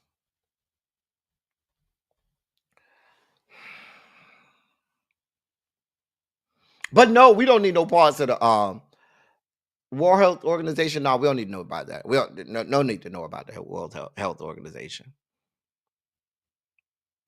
I'm almost out of here, y'all. We only got 2 stories outside of the sugar spike moment as we delve deeper into the dossier today. Now, I saw this story a couple days ago, and I decided to have this discussion with y'all. See how y'all feel about it. Okay? If you haven't done so already, go ahead and click the like button. Go ahead and subscribe. We have a good time like this every day. Y'all can be a part of y'all can join the party too. And if you are already subscribed, consider becoming a member. You can join the members only chat where it really goes down. Shout out to the members. Can I get the members to flood the chat with a bunch of members on the emojis? Thank you, members. Well, let me read this to you. Jermaine Dupri is none too pleased that Rolling Stone has placed Michael Jackson's "The Lady in My Life" on a list of terrible songs on otherwise great albums. Rolling Stone's new piece, written by Andy Green, ranked 50 terrible songs on otherwise great albums. Michael Jackson's track was at number 20 on the list. Now, they're saying, well, let me keep going. Andy Green wrote, quote, if Michael Jackson had just capped off Thriller with track 8 instead of track 9, he would have instead of track 9, he would have created one of the most flawless works in music history. But for reasons that are hard to fathom, he tacked "The Lady in My Life" onto the end. He did deliver a strong vocal, but it's in service of a song that has no business on the same album as Billie Jean, Beat It, Human Nature, Thriller, and Wanna Be Starting Something. End of quote. Now, Jermaine Dupri screenshotted Andy Green's blurb on X, soundtracking it with an excerpt of Michael Jackson's ballad, adding his own angry commentary. Now, Jermaine Dupri said the following, quote, like this is the reason R&B music no longer gets the love that it's supposed to. The Grammys don't televise the categories, and then one of our longest lasting music publications, Rolling Stone, prints some bullshit like this. Whoever wrote this needs to be thrown out the building, like Eddie Murphy and Beverly Hills Cop. End of quote. Listen, I have to agree with Jermaine Dupri. Now, "The Lady in My Life" is probably in terms of vocals, one of Michael Jackson's strongest vocals post Jackson 5. We know Michael Jackson during the Jackson 5 era was giving you vocals out of the water. But Michael Jackson on his solo career didn't give you a whole lot of vocals. He wasn't singing the house down like that. And that's no slight to Michael Jackson, because we know Michael Jackson can sing down. But "The Lady in My Life," Michael Jackson puts down some vocals on that song. To me, now,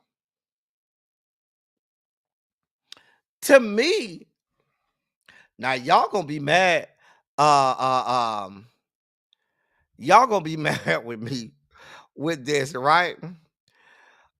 To me, the song on Thriller that I don't like is one of the most popular songs on Thriller. And that is Billie Jean. I do not like Billie Jean. I've never liked the song Billie Jean.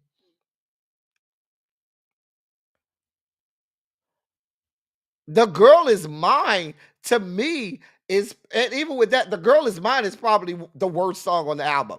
"The Girl Is Mine" to me is probably the worst song on the album. Okay. "The Lady in My Life" is not the worst song on this album. Let's be clear. I don't like Beat It at all. I don't like Beat It at all. Don't like, no, I'm sorry, not Beat It. I'm sorry. Ooh. I don't like Billie Jean. Beat It, I love. Billie Jean is what I don't like. Don't like Billie Jean. Never liked it. Never liked Billie Jean. Beat It, love it down. Billie Jean, y'all could have it. Y'all can have Billie Jean. I don't want no parts of Billie Jean. Give me "The Lady in My Life" before you give me Billie Jean. That's just how I feel. And I know people love Billie Jean. I never liked the song. Never liked the song. It didn't connect with me. Never liked the song. It's just not my thing. Not my zhuzh. And people love Billie Jean, just not for me. Billie Jean is not for me.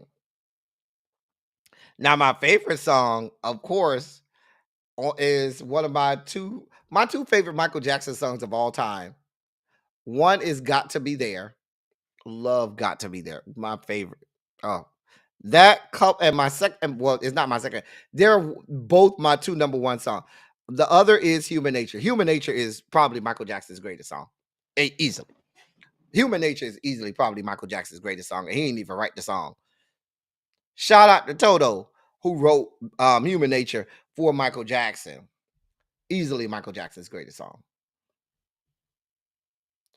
But I'm just I'm not a fan of the Billie Jean vocals. That's why I'm not a Billie Jean fan. No, I'm not siding with the man because the man said the lady of my life. Oh, you talk about Jermaine? Yeah, he did cheat on Janet. I am siding with Jermaine on this. I'm siding with Jermaine on this. So yeah. But no, my favorite vocals. Now Ronald say his favorite vocals by Michael is Ben. My favorite vocals by Michael is Got to Be There. That's my favorite Michael vocals. If I need to hear Michael sing me into, a coma, I play my Got to Be There. Do. I also now Shaka Khan remade Got to Be There and had a version. Her version of Got to Be There is just as good as Michael's version of Got to Be There. Let's just be clear. Now, G. Smith, one of the greatest lines or lyrics on a song came from Michael Jackson's Wanna Be Starting Something. Y'all know I quote this lyric all the time. Say it with me, people. If you can't feed your baby, then don't have a baby. One of the greatest lyrics of all time. Shout out to Michael on Wanna Be Starting Something. If you can't feed your baby, then don't have a baby. Pretty simple there, okay? Y'all know I quote that lyric all the time. I love Wanna Be Starting Something. I'm just saying.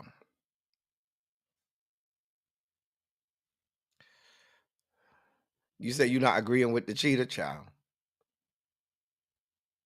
Dirty Diana was on that was on Bad. Yeah, Dirty Diana was on Bad. I'm just saying. But I agree with Jermaine. Who this Andy Green guy, first of all, Rolling Stone got an issue with R&B anyway. Okay. But Michael Jackson's vocals in The Lady in My Life, phenomenal. Phenomenal. I'm just saying. In our last story of the day, I found this to be quite hilarious. Quite hilarious. Apple's iPhone voice to text feature is causing some issues. Why? Because it swaps out the word racist for Trump.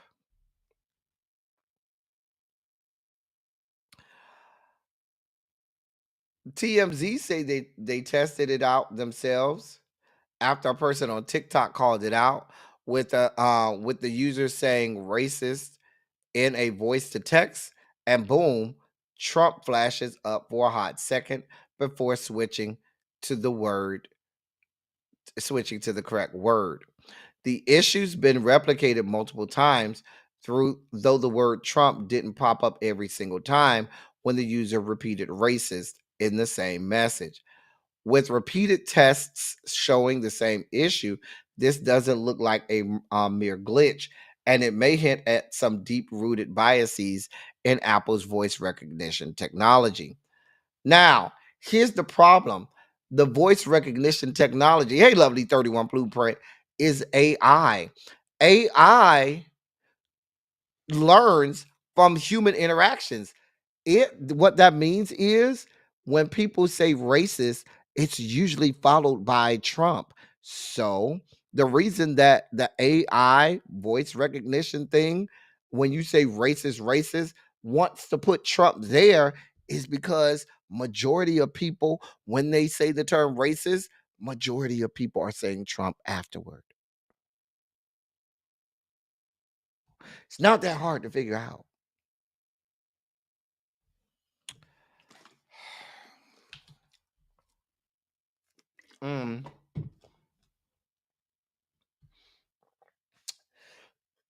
Now I want y'all, if you're a member,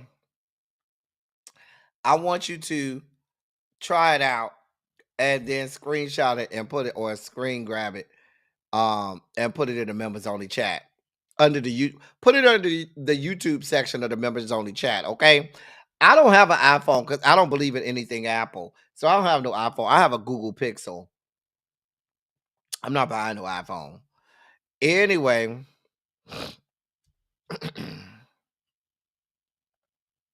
Ciao. Anyway, that's all we got for today, y'all. Did y'all enjoy yourselves today? I'm real tired. I done been up here working 2 hours according to the time now. I done put in 2 good hours. 2 good hours. I got to go get some rest.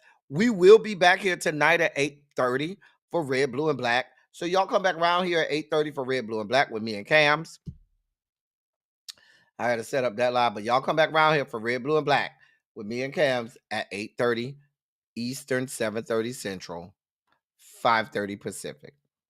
Listen, I hope y'all enjoyed today. I enjoyed y'all, even if y'all ain't enjoyed me. I enjoyed y'all.